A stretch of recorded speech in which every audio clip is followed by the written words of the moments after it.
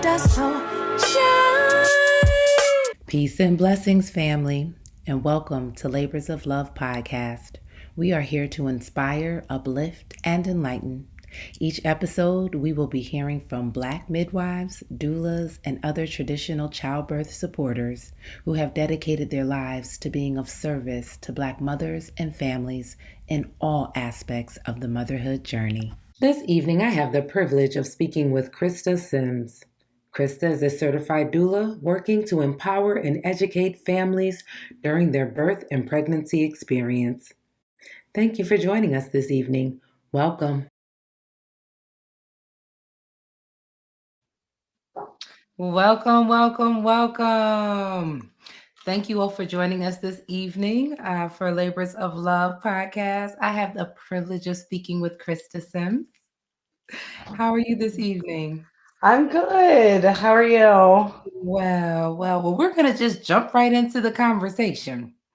So prior to becoming or getting into birth work and coming into this awareness, what were some of your messages around pregnancy, labor, delivery prior to?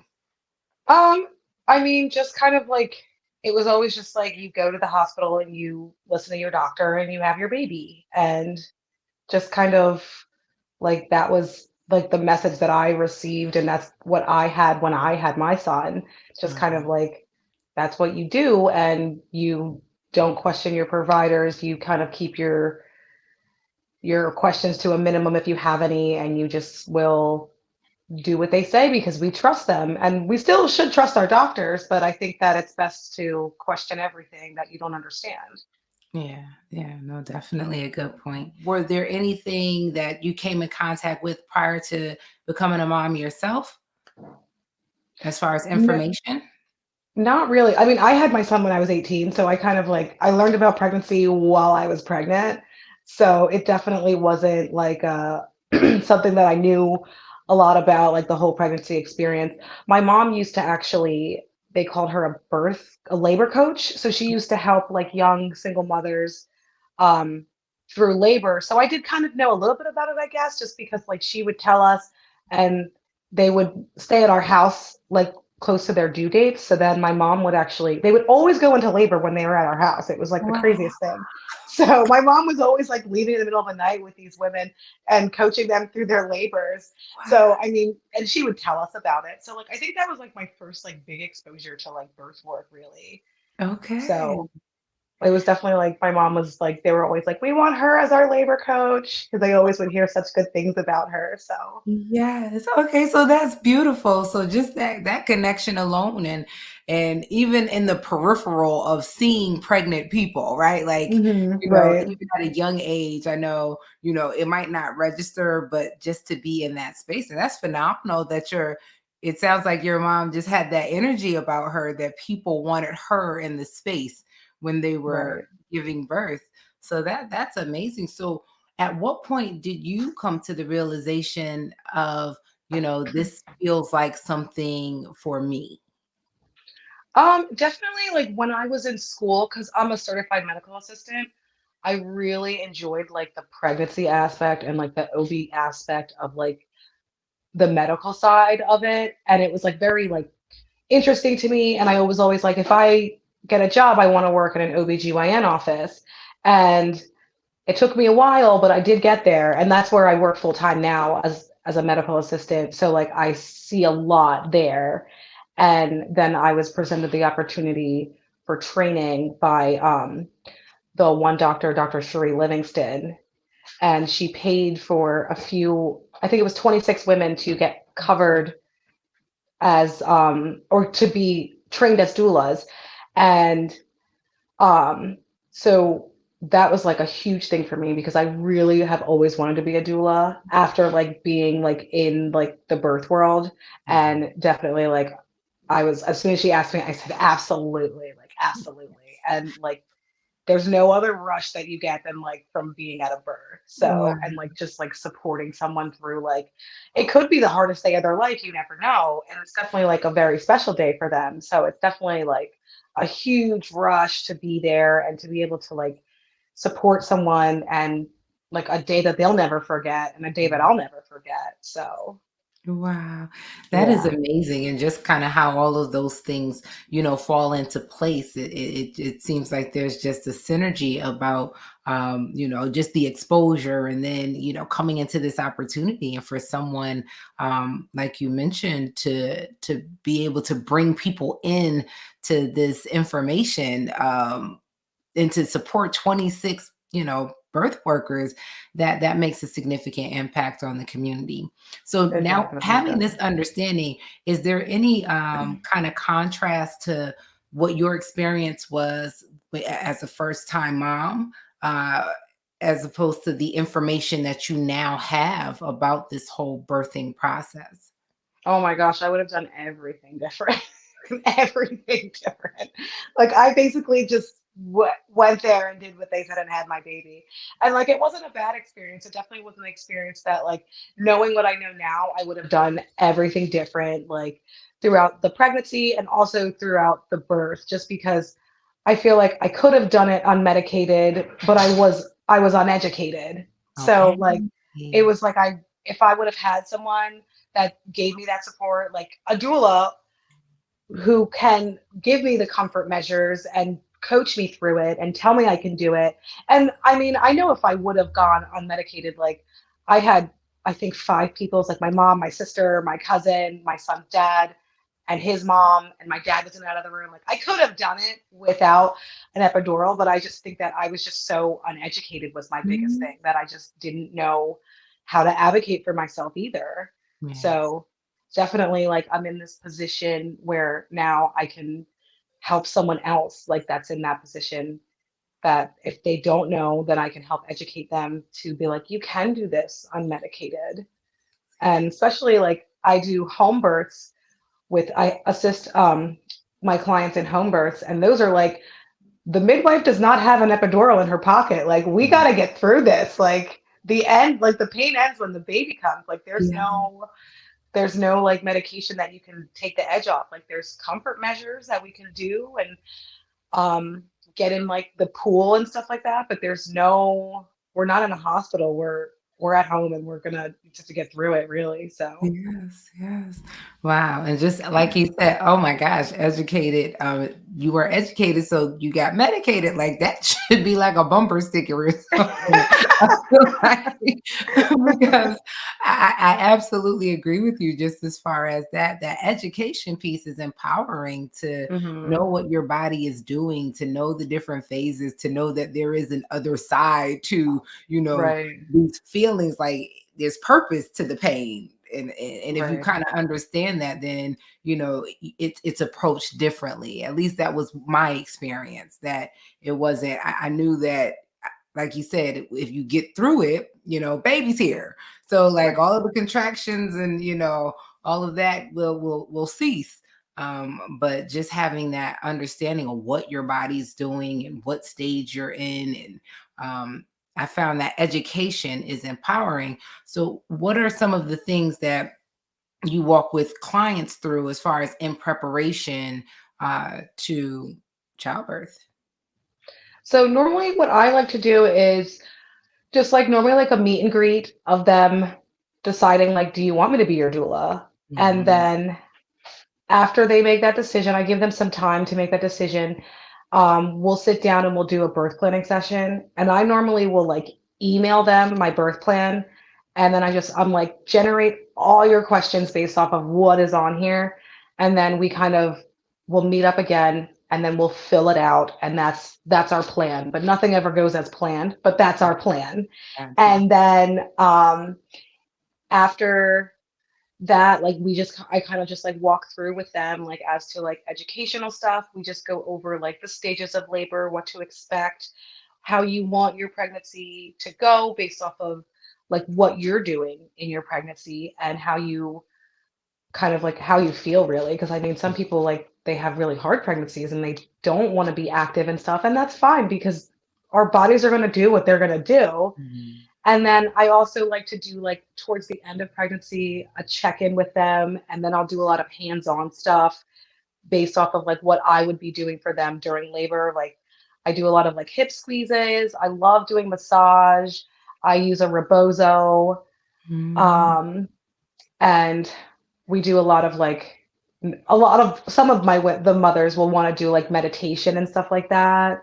So we'll just have like calming music, a calming atmosphere. I bring like fake candles to the hospital and like Christmas lights if we want them. And we just try to transform the room and do like a whole different space if we have to. And yeah, I mean, through the actual like birth, I try to support the mother and like the birthing partner, whether it be like their boyfriend, husband, fiance, whatever. I try to like support them too, because a lot of them, like especially first time moms, it's like the guys are like, oh my God, what's happening? Because like you go into that deep transition and they're like, what's wrong with her? Like, it gets scary. Like, it gets scary. So I try to make sure that they are okay, because I don't want them like passing out or them getting worried too. So like I kind of have eyes on both people to make sure that they're okay. Wow. So And that is so interesting that you brought that up, because yes, it's like a vulnerable space for everyone, right? Like, right. physically for us, and then for them, it's almost like they have no control over anything. It's just kind of like, to be in the space and to just be a part of the process and to allow. So I get that a lot from fathers. Like during that transition is like one of the scariest moments for them, like of their life, because it is kind of like, okay, is she gonna be okay? Is the baby gonna be okay? Is all of these things gonna work out? So just to Right. be It's like able it's like primal. Like I always get like chills when I even like think about like that transition phase, because it's just like everything changes. Like that baby's coming because like you read it all over mom's face. Like it is, everything changes. Like my last birth, like we looked at her and we are like, she just started pushing. As we looked, her face changed and she just started pushing. So it's definitely like everyone in the room knew what was about to happen, because like she was fine and then everything just changed. And it's just like that's one of my favorite moments in birth, is that like whole like transition part. And then it's like super intense and then like so much relief when that baby comes. So Yes. Wow. And that is so powerful. And I hear, that spoken of, especially in speaking with birth workers like yourself, and what it feels like, the energy of being in that space, and that someone expressed it as being like you are a portal. And it's almost like in that moment of almost connecting with spirit, because you know that this life is about to come earthside. Like there's right. that clear moment when that is happening, and like you spoke of the transition. So it's just, I find it fascinating to hear, and just see the energy that comes up for everyone when they express that Right. experience and Yeah. doing this work. So it's powerful.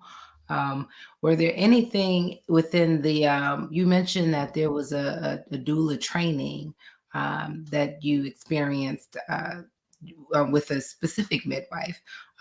That program, how was that for you, coming from having a medical background and doing the doula aspect or the support role? Was there anything significant that stood out with the information that you learned as opposed to what you typically do? Yeah, definitely, because like doulas are not like medical providers. So we're like we give education. So definitely as a doula, I feel that you're more like advocating and educating, and like in the medical field, it's more of like like advice, like medical advice like pertains to like your health and your body. Mhm. And it definitely like I feel like there's like a good, like for me, it's a fine line that I have to be like, okay, this hat's on and this hat's off kind of thing. Okay. So it's definitely like helpful to be able to have like the medical background, Mhm. but also I can tell them like if one of my clients asks me a question, I can differentiate like, oh, you should ask your provider that because that's not really on my side of it. Mhm. So it's definitely something that like being able to have like a birth plan and like especially making the birth plan, like I kind of like have an idea of what they offer in the hospitals, especially for the hospital that my job is affiliated with. I kind of know their procedures. So like sometimes in the birth plan, I'm like, oh, we don't have to worry about that. They prioritize that, like especially like skin to skin and breastfeeding, like it's baby friendly. And they literally like that baby comes out and they put it directly on you. So there's no like Nice. there's no like worrying about like certain things not being done. But I know some people don't get that experience in certain Right. like healthcare atmospheres. So Yeah. Wow. So that you saying that is consistent across the board in the hospital system that you operate in, that yes, you the work in? one that's affiliated with my job it is. Yes. Wow. No, that's amazing. So Yeah. speaking of hospitals and hospital births, have you experienced any significant differences with the pandemic and kind of like we want to say we're coming out of it, so things are kind of shifting back to being less restrictive, but has Mhm. that impacted your ability to provide services or how you go about it? So they were not letting like so like when it was like really bad, they weren't letting it was like just the mother and the father or the mother and the birth partner. So then they had I know a lot of people were like, well, I need some other support or like my partner's gonna faint or he can't do it by himself. So they decided to have a rule that doulas can come in. They have to be certified doulas. So it was basically all the hospitals in our area were allowing doulas. You just had to show proof of certification because they were like, you can't have your sister come in and say she's your doula, but she's really not. Right. She's just there for the birth kind of thing. Hmm. So I know like my first, like my pandemic births were, I had to like make sure I had my certification on me or else they weren't going to let me in. So, and it was like masks the whole time. And even sometimes they made the moms wear the mask the whole time, which was, Wow. that was hard to Challenging. see. Yeah. That was hard. But I think like they were like people were taking their mask, like the moms, like they were taking their masks off because who wants to try to push a Mhm. baby out with a mask on? Like, Right. Just the breathing, because you're not breathing normally. It's kind of like right, that right. can be somewhat restrictive as well. Yeah, Wow. very restrictive. But now I know some of the hospitals are letting like a second support person come in and also a doula. Oh, really? So it's getting better for sure. But I mean, I know like my clients, I think it was my first birth and she was happy. She was like, it was just me, you, and my husband, and it was good. And I know some people like don't want a crowded delivery room either. Yeah. So Yeah. it just really like depends on what your preference is. Mhm. So, Wow. but I would like to talk about I work with Dr. Livingston. She's a OBGYN doctor at my job, Mhm. and she has a program called Diversifying Doulas. Mm. And basically, what they provide is in Lancaster County, they provide doulas for women of color, Mhm. and the women of color do not have to pay. And the Diversifying Doula initiative, they pay the doulas. So women that haven't even heard of a doula, thought about a doula, or just need the support are now have access to that. And Mhm. it's an amazing program that has helped so many women in Lancaster County that haven't had that access, and now they have that education, they have someone to advocate for them because women of color are the ones that are being pushed over in in the birth world because people have the stigma of black women have higher pain tolerances or they're being hysterical for no reason. Right, right. So it's definitely something that Dr. Livingston has brought to our county, and it has been so helpful and like it has changed a lot for a lot of women. So, and they And like how do women access that program or that opportunity? Is there so it's in Lancaster County right now. Um, So it's called Patients Are Waiting, and it's patients and then the letter R waiting. Um, and it's just for Lancaster, Pennsylvania right now, but Mhm. like I hope that people will see that and start their own initiative and like get the grant funding and get the support and then it can be like something that can be accessible to a lot of women. So if anyone's curious about it, like that's where you can go to like look into it, into the program. And it's called DDI, Diversifying Doula Initiative. Okay. So, and it's run by Dr. Cherie Livingston and Dr. Hamblin, and they're both OBGYN doctors. And a lot of people have this, or this stigma where it's like doctors or like midwives don't like doulas because sometimes it's like this thing where like, oh, well, they're just going to listen to their doula, they're not going to listen to their provider. And Dr. Livingston always says, she's like, I'm a doctor that loves doulas. Nice. And it's definitely something that like I feel like it's becoming more normal now because I know like there I didn't know what a doula was when I had my kid. So like I feel like it's definitely becoming more normal, and I feel like the pandemic definitely like kind of like ramped that up a little bit because people wanted more support and they couldn't get it from a family member. So why not have someone that's going to be there to like advocate and educate? So Absolutely.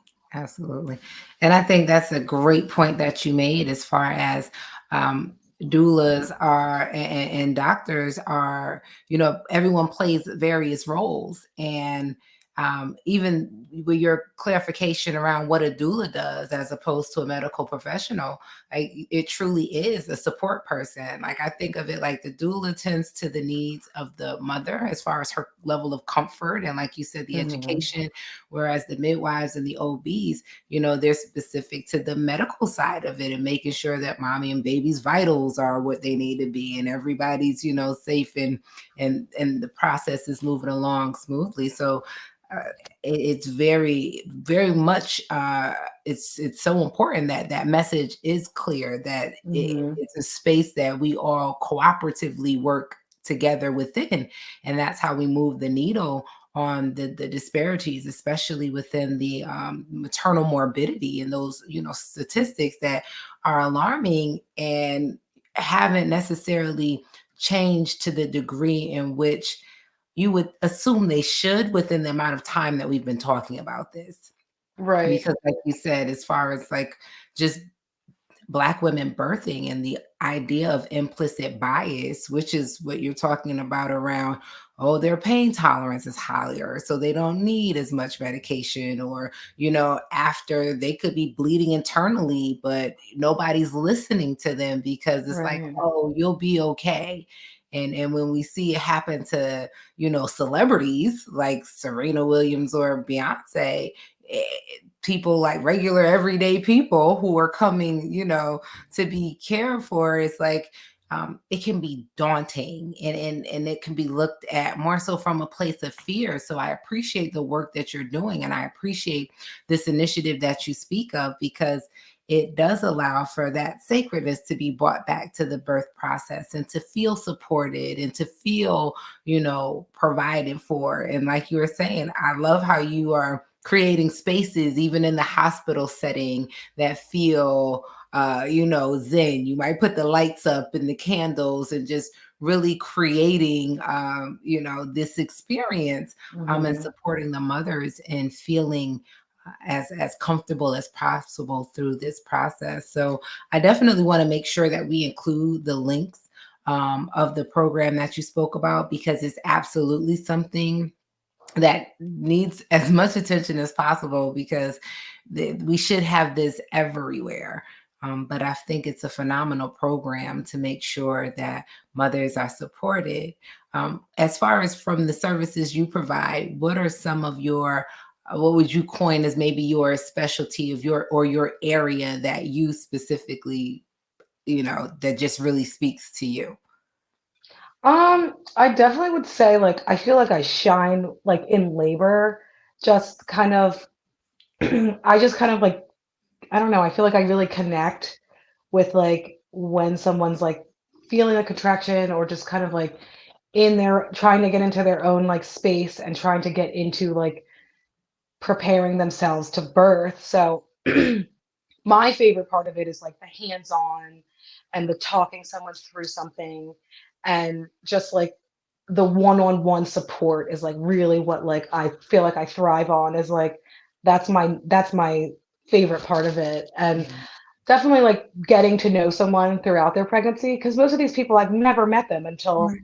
they come to me and then it's like we just met, now we're planning your birth and now I'm watching you and supporting you during your delivery. Yes. So it's definitely like you build that trust throughout the pregnancy. And I feel like by the time it's like showtime, it's definitely like we have this bond. And I try to stay connected with like everyone that I've been in deliveries with, just because like that experience isn't just going to go away, you No. know, it's there forever. Like there's a birthday every year for this baby and we're every year we're going to remember that day and Exactly. who was there and what happened. So that's Yes. definitely my favorite part of it is just like the lead up to the delivery is just it's amazing for me. Wow, wow. And that is powerful. And like you say, like, after that, you're family. Like there's not Right. anything too much more intimate than, birth. Exactly. So to share Yeah, space during that time, yeah, it's definitely a lifetime connection. So for that is sure. amazing. How do people get in touch with you if they want to find out more or they, are interested in working with you? Are you only accepting like referrals through the program or do you can people reach out to you? Oh yeah, so I have an Instagram. It's just Christa the Doula. And then that's also my Facebook, and my email is christathedoula@outlook.com. Excellent. So, And we'll make sure we'll have the links in the description. I know sometimes it's challenging for people to try to figure out how to spell things correctly and things of that right, nature. yeah. My So, name always gets a K, so uh, so yes, so we will have it spelled correctly and with the links in the description, so you all can just really click on it and get right to Christa the doula. But I greatly appreciate you taking time out of your day to speak with us, and I find it just valuable to have these conversations and continue the dialogue. And to when I come in contact with people who are really passionate about this work, and truly love what it is that they do, I think it's extremely beneficial to just be in this space for the viewers to connect and to know that we have advocates out here that are doing the work and how to get in touch with you, and also the phenomenal program that you've shared. And I definitely want to make sure that people know how to connect to that information. So thank you, thank you, thank you for making time for me today. thank you for having me. I really appreciate it. Excellent, excellent. So for those of you who are watching, definitely share, share, share. I think like, this conversation can't be had enough. We want to continue this dialogue and there's valuable information that has been shared and someone needs to hear this. So definitely pass it along, share, share, share, and let's keep this energy going. Thank you all for joining us. Peace and blessings. Thank you.